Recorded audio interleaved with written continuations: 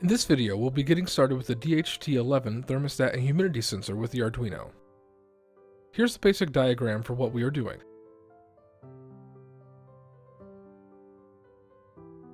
First, we add a jumper from the 5V output of the Arduino to the power pin on the sensor. Next, we add a wire from the middle pin of the sensor to the number 2 output on the Arduino.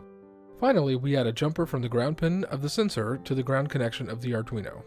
After opening the Arduino IDE, we need to install 2 new libraries.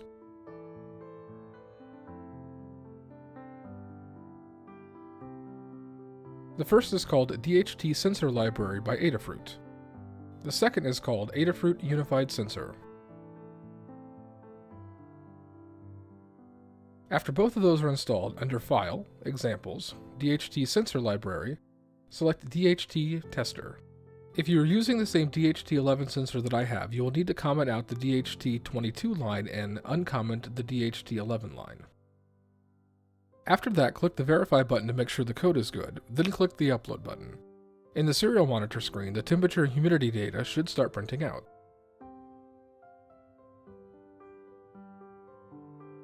Well, that's it for this video. If you found it helpful, please hit that like button and subscribe for more. I'll be adding more Arduino projects in the future, and I will see you next time.